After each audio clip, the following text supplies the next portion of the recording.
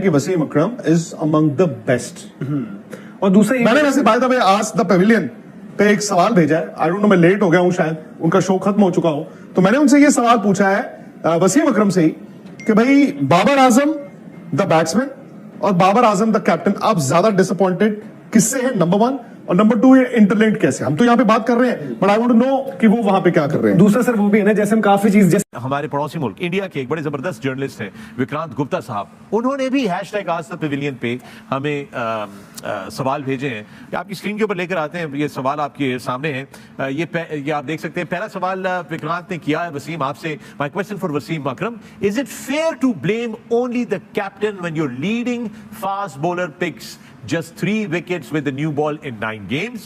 और दूसरा सवाल किया है वसीम आपसे कि what's more disappointing for you, Babar's batting or captaincy in this World Cup, and how are the two interlinked?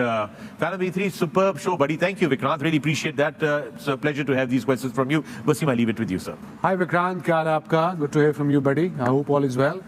पहला क्वेश्चन था कि first one was about bowlers के सिर्फ आगे उसमें बाबर को ब्लेम करें। ने सिर्फ 3 विकेट लिए। या आई नो, सो खाली कप्तान का नहीं, कप्तान अकेले ने क्रिकेट नहीं खेलनी, ठीक है, उससे कप्तानी में गलतियां हुई हैं या एशिया कप में भी हुई होंगी, but it's not only one captain. ये पूरा सिस्टम का कसूर है यार।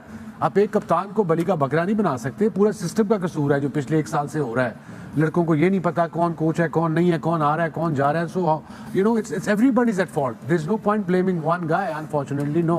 एंड सेकंड वाज, और दूसरा ने पूछा था कि आप किसी से ज्यादा डिसअपॉइंटेड हैं इस वर्ल्ड कप में, बाबर आजम की कप्तानी से या उनकी बल्लेबाजी से? देखो, बाबर आजम हमारा स्टार प्लेयर है, वो स्कोर करता है तो पूरा पाकिस्तान खुश होता है, हम खुश होते हैं, हम प्राउड फील करते हैं कि what a player he is.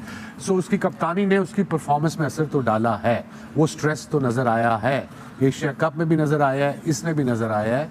So I think as a captain what Babar has to learn is how to, ये प्रेशर तो कप्तानी का आएगा ही आएगा, but once he's on the field as a batter, he should just focus there and then how to get runs. I suppose it's easier said than done. These batters can tell you more in detail कि how difficult it is to differentiate between these two. मेरा एक सवाल है यहाँ पे, lot of people they linked his अस्सलामुअलैकुम दोस्तों, Pakistan team world cup की 5वीं पोजीशन पर अपना नाम दर्ज करके अब वापस आ गई है। हालांकि ये पाकिस्तान टीम की परफॉर्मेंस ऐसी थी कि इसे 5वें नंबर का नहीं कहा जा सकता बल्कि 8वें या 9वें नंबर का कहा जा सकता है, क्योंकि बहुत ही बुरी बॉलिंग, बहुत ही बुरी बैटिंग और पाकिस्तान टीम कोलैप्स ही करती रही और कोलैप्स करते करते पाकिस्तान वापस आ गई। दोस्तों, 1-2 पारी को छोड़ दे जिसमें फखर जमान ने हमें जतवा दिया था, उसके अलावा तो पाकिस्तान टीम में कोई भी परफॉर्मर था ही नहीं। वही घिसे पिटे दोबारा खिलाते रहे। हारिस रऊफ को हर मैच में 90 से ऊपर रन पड़ता है, लेकिन फिर उसे ले आते हैं, फिर उसे खिला लेते हैं। ये नहीं कहते कि हमारे पास रिजर्व में एक इब्रार अहमद पड़ा है, हमारे पास एक और प्लेयर पड़ा है जमान खान, उसे भी मौका दे दे। लेकिन दोस्तों ऐसा कुछ नहीं किया गया।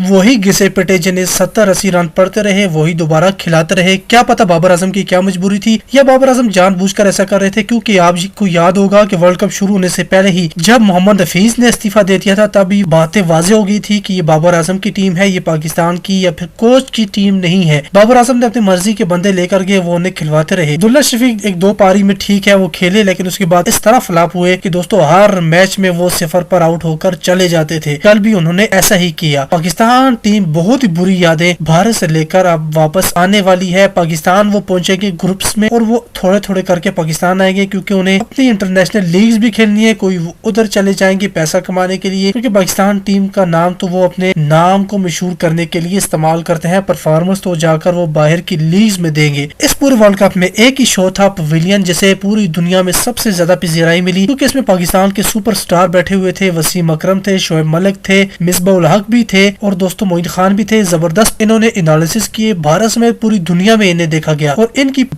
बातों को दोस्तों पूरी दुनिया में फॉलो किया जाता रहा। पाकिस्तान टीम ने जहां पर 0 परफॉर्म किया, वहीं पर ये शो अब पाकिस्तान के अलावा पूरी दुनिया में बहुत ज्यादा मशहूर है, जिसमें विक्रांत गुप्ता ने इस शो की तारीफों के पुल बांध दिए हैं। उन्होंने जो सवाल किया उसका जवाब भी आपने सुना। इस शो की जो तारीफें की है वो भी मैं आपको आगे सुनाने वाला हूँ। तो देखो सिंपल सी बात है, यही वसीम अकरम यहाँ पर भी होते थे ना। हाँ, ऑफिशियल कुछ नहीं होता था, तब ऐसा नहीं होता था ना। आज वो कुछ नहीं है, आज वो टेबल के पीछे बैठ के। मैं आपको एक चीज बताता हूँ, अगर इंडिया में किसी को एज अ ठीक है, वसीम अकरम उस पैनल में शायद सबसे बड़ा नाम उस तरीके से वो वहां पर है ऑब्वियसली, बट अगर किसी को शो के लिए किसी को बोला जाए तो ना वो कोई शोएब मलिक को लेंगे उस तरीके से, ना वो किसी को मोइन खान की प्रेफरेंस होगी, ना मिसबा, क्योंकि उनको पता ही नहीं कि गेम में कौन कितनी समझ रखता है, कितनी बात करता है। काफी ऐसे भी है, किसी का नाम ले रहा हूं, ना कोई डिसरिस्पेक्ट, और अलग अलग होता है। आप खेलते बड़े अच्छे हो, खिलाड़ी बहुत अच्छे हो, तो लेकिन शायद आपकी जो गेम रीडिंग होती है, जो समझ होती है, फिर जो आप एक्स्ट्रा कुछ दे सकते हो वो नहीं हो सकती। और वहां पर फखरे आलम को भी क्रेडिट है कि यार वो सवाल जिससे जो पूछना है वो स्वीप वगैरह की बात होती है, कुछ और मोइन खान से पूछते हैं क्योंकि उन्होंने उस तरीके से खेला है। शोएब मलिक का उन लोगों ने, दुनिया ने अलग ही उसका नजरिए से देखा, बट उन्होंने स्पिन प्ले का बेहतर एक वहां पर एग्जाम्पल दिया। लोगों ने मजाक में उड़ा दिया से उनका। करंट रिसेंट, क्योंकि वो रहे हैं टीम मैनेजमेंट में भी, तो पूछते हैं भाई क्या होता है, डिसीजन मेकिंग क्या है। और वसीम अकरम से तो बॉलिंग नहीं, मैं मनोज देखो सिंपल सी बात है, जो मैं कह रहा हूं कि ये है कि यही वसीम अकरम ने ब्रॉडकास्टर्स के लिए भी काम किया हुआ है। आज तो कुछ भी नहीं, इतने ग्राफिक्स होते थे, ये होते थे, आज के आज वो एक टेबल के पीछे बैठे, एक चैनल है, यूट्यूब चैनल है, आज सडनली दुनिया वसीम अकरम को देख रही है, उनकी तारीफ कर रही है। ऐसा क्या हो गया? सिंपल है, यही बात होती है, टीम में भी होती है, जो हम सौरव गांगुली के लिए बोलते हैं, यू गेट द बेस्ट। आपको निकलवाना क्या है? आपने शोएब मलिक से क्या निकलवाना है, आपने मिसबा से क्या निकलवाना है, आपने मोइन खान से क्या निकलवाना है, आपने द ग्रेट वसीम अकरम से क्या निकालना है। तो सिंपल यही, यहां तो नहीं होता था वसीम अकरम, हर किसी वहां सडनली वसीम अकरम की एक एक बात सुनी जा रही है, देखी जा रही है, हर इंसान की एक क्वालिटी है, हर इंसान की यूएसपी है। वसीम अकरम के साथ मैंने भी काम किया, उन्होंने मतलब हमारे साथ 2016 वर्ल्ड T20 से लेकर अब तक। और दर्शकों को मैं बता दूं, इंडिया पाकिस्तान जहां से भी आप लोग देख रहे हैं, एक वर्ल्ड T20 2016 में जो इंडिया में हो रहा था का मैच चल रहा था, और जहां तक मुझे याद है, आई थिंक वो वही वाला था जो हार्दिक पांड्या ने नहीं लास्ट ओवर वाला मैच। हम ये जो हमारा स्टूडियोज थे उस तरफ बना हुआ था, तो मैं उनके साथ मतलब मोहम्मद अजरुद्दीन भी थे, आई थिंक सौरभ भी बैठे हुए थे, और कपिल पाजी भी थे शायद, तो हम बात कर रहे थे। तो उन्होंने, वो वाला मैच था या कोई और मैच था जो आशीष नेहरा ओवर डाल रहे थे, उन्होंने बताया पहली बॉल पे अब ये बॉल डालेगा, दूसरी बॉल पे ये डालेगा, तीसरा 6, ही प्रिडिक्टेड ऑल द 6 बॉल। तो भाई उनकी इंसाइट है। वो कमेंट्री में क्या होता है, कभी कभी आपकी यूएसपी डिफरेंट है, बट वो न्यूज चैनल में, या इसको भी मैं न्यूज ही तो शो ही मानूंगा ना एक तरह से, ये ही is made for this. Maybe वो कमेंट्री में you have to speak on the visuals, आपके पास टाइम लिमिटेड है, अब जी ब्रेक ले लो। बट यहाँ पे कमेंट्री की बात नहीं कर रहा हूँ, मैं बात कर रहा हूँ कि पोस्ट मैच तो ब्रॉडकास्टर के पास भी उसमें मैं बताता हूँ भाई, अब डिपेंड करता है आप उनसे निकलवा क्या रहे।